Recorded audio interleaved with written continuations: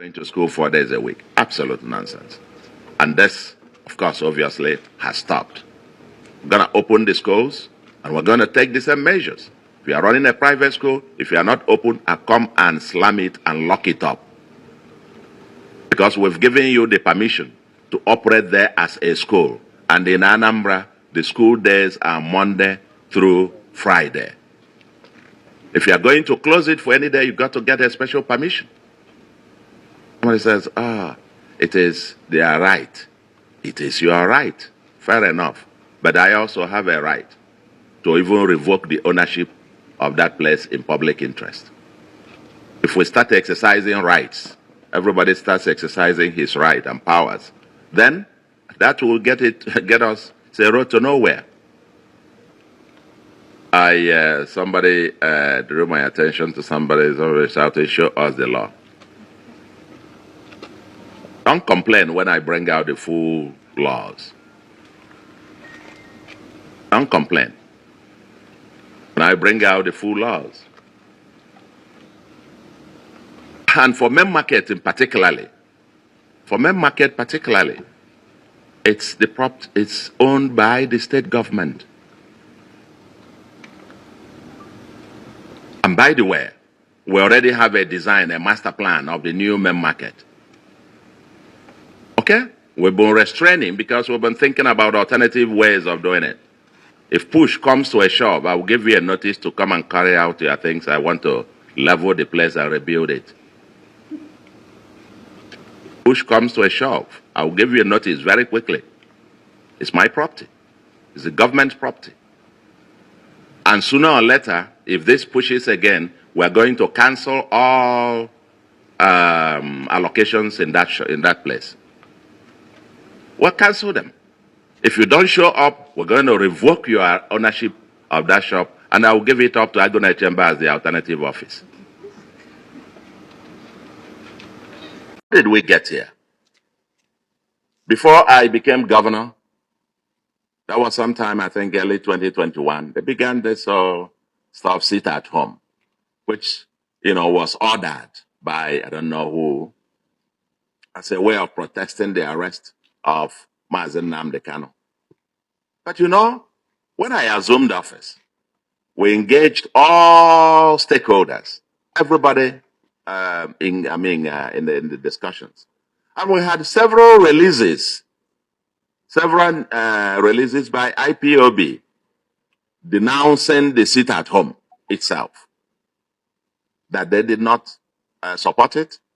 Various groups were denouncing it, but I think this was being reinforced by a group, I think led by Simon Ekpa or something, maiming and killing people. And so fear got into everywhere. And people decided then to obey, not because they loved to, but because they were coerced to. Tried everything over time to do something about it. We engaged. For us, upon assumption of office, I personally visited Nnamdi Kanu, everybody knows that, when I assumed office at his DSS custody. We discussed. He was not happy. This is what he told me. He was not happy about the sit-at-home thing. Because it's like shooting yourself on the foot. It's like cutting your nose to spite your your face. And as we say, he who holds somebody down is holding himself there. The artisans, the school children that have to go to school, the artisans who make their daily living, these apprentices, who make their living on daily basis. You stop them from earning a living, and you think you are serving their interest. You want to turn Southeast into a desolate homeland, and yet you are fighting for them. Of course, he said that was wrong. I confronted him with these questions, and he told me that was wrong. Okay? So, now you come, these other criminals were enforcing this, maiming and killing people on Mondays. Okay, We engaged. We offered amnesty program to those who enforce it and those in the bush. We also established the 17-man committee through Justice and Peace Commission, chaired by Professor Denkalo, to identify the remote and immediate causes of the agitations, restiveness, violence, and struggle in the Southeast since 1999. And they have already submitted their report, and we're already implementing aspects of it, including setting up the Bureau of Missing Persons. Some of you will be up here. I want to thank and congratulate those of you who are here. Hear me. Yes, sir. Anambra Gademma. I've come with a message. Okay. I'm just from Oka. Everywhere is open. Government offices are open. Markets are open. And people are going about their businesses. Then you come down to Onitcha. Come down to Main Market. The once reputed market as the largest market in West Africa. Okay? Yes, sir. And it is, listen, I have just driven all the way from the junction with Ose to this place. Through much of Johnson, I've seen through Johnson, I've seen through Bright, and the shops locked up. I've peeped inside, a few persons here and there. Okay? Anyone who has not opened, for Main Market, of all markets, to be shut down. I know that people have done this sit at home on Mondays for quite some time now. And as they say, an abomination that lasts a year becomes culture. No. This can no longer go on in Anambra. Yes, are you hearing me? Yes. And I will tell you this. You either decide that you want to trade here or you can go elsewhere. This Main Market, if you don't want it to open, I'll come and take bulldozer and level it. And I'm very, very serious about it. I'm not joking. Going forward, any Monday, any shop that is not open will be locked for 1 week. And let me tell you this. As I'm speaking to you now, when I finish this whole Main Market and all the adjoining these things will be locked down for the whole of this week. There will be no market anywhere here. Each Monday will come. If people are not in their respective shops, it will be shut down again. If you like, I don't mind shutting down Main Market for the remainder of this year. We're not going to allow this. It's plain economic sabotage. And also we suspect whoever closes their shop to have some criminal intent.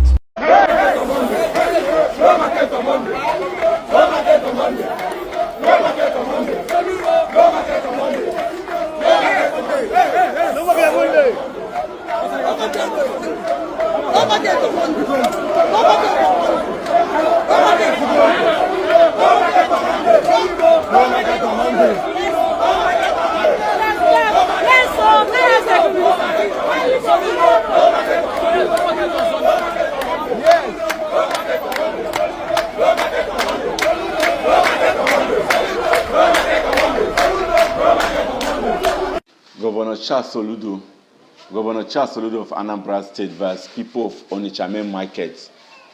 People of Onitcha Main Market, they continue their Monday sit at home. And Governor was angry, say, why must they continue to do that?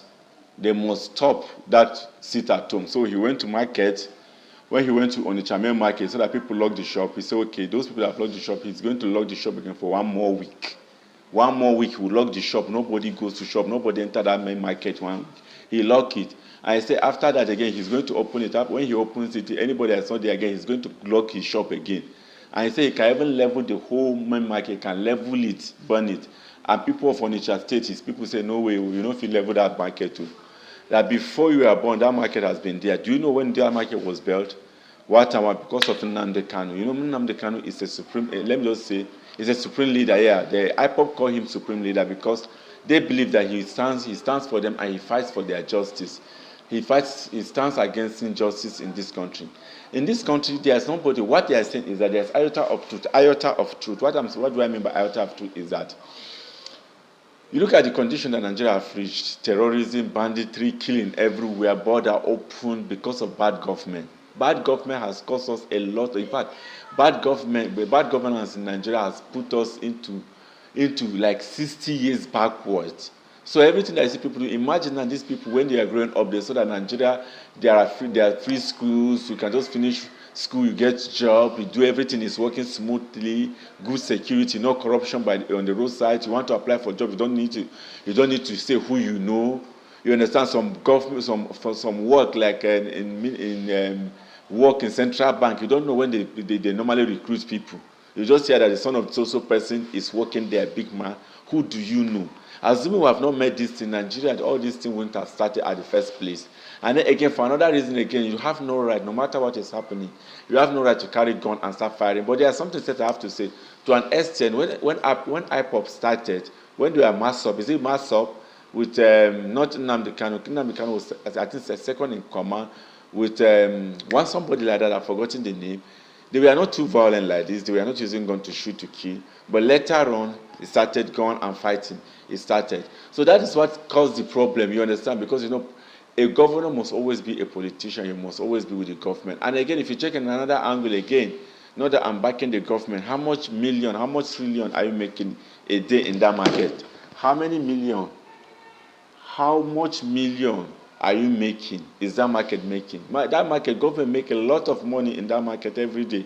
Tax that you pay every month, every day. So that Monday that you remove that Monday for 2 years, it's not a small amount of money is going. And that money could be used to build roads there. It could be used to buy, give free medication to pregnant women or something like that and other things. No matter how, part of the money is used for something. So those things, when we're trying to do something, we have to weigh them up. What is the part of government? What is the advantage of this thing and what is the disadvantage? But the people are just trying to register their grievances, especially now that they heard that Nnamdi Kanu, not that they heard, the whole world knows that he has been sentenced to death, life imprisonment. It's just like death. He's not coming back again, except when he appeals until he's able to win. So that is what caused the problem. But the governor is speaking in the mouth of the governor. He's speaking as a governor. Why must you close the market? But the people are saying that we stand with this particular thing, and we have been doing this thing. And the governor tried to tell them that he went to Oka, market and other activities are going on, other places are going on, except Onitcha Main Market. That is where this is going on. It is just like the case of Boko Haram terrorists. You see that if you go to Zamfara, you go to some places, it is their stronghold. Army cannot go to this place, their stronghold. So also is this ideology of Nnamdi Kanu and IPOP. Since this is the ideology, it's ideology because they say that sit at home, don't come to market. So that place now happened to be his stronghold. So better still, the way to tackle it next time, governor or the government officials, it will be better to be tackled in the more diplomatic way, dialogue and other way, than through this means. You understand? So that it will not escalate. I know you have team of professional and experts that will be able to resolve it. And I know definitely you try to act based on emotion. You are angry as a governor. You expect the state to move like this, and it's not moving. Sometimes you have to bear with us. You understand? And especially the wish of the people, especially now that this thing is still fresh and hot, you have to apply a lot of wisdom. So just watch the video. We'll play different videos for you. You'll see how it started, what the governor says, how he went to market was shut down, closed, and other things, and what is engineering this thing. We know that by God's grace, everything will be great in this country. Everything will be great by God's grace. We just need better government. Better Nigeria is ahead. Better Nigeria is ahead. Better government where the Igbos will go and apply for jobs. They will not be discriminated. A person from Southern Kaduna will go and apply for job in Kaduna State, and he will not be discriminated. A person from North, from Mohammed from the North, will go to Rivers State to go and apply for a job. He will not be discriminated. Where everybody will have food to eat, where the streets will run good, and we have electricity. Those kind of, where our parents, when they are sick, no matter how poor you are, we'll be able to rush them to hospital, government hospital, and they'll be attended to and they'll be treated. They will not die. You know that, yes, I value this country. So that when people say that, let us go and carry gun against this government, you say, my government that provides for me? No, I can't do that. But in a situation whereby people don't feel the impact of government and illiteracy is peaking, I tell you, this is what you get. Okay, let's watch the video. Stay tuned. Thank you for watching us. Please keep on subscribing to our channel. Subscribe to our channel. We are monetized now. Subscribe to our channels. Thank you very much.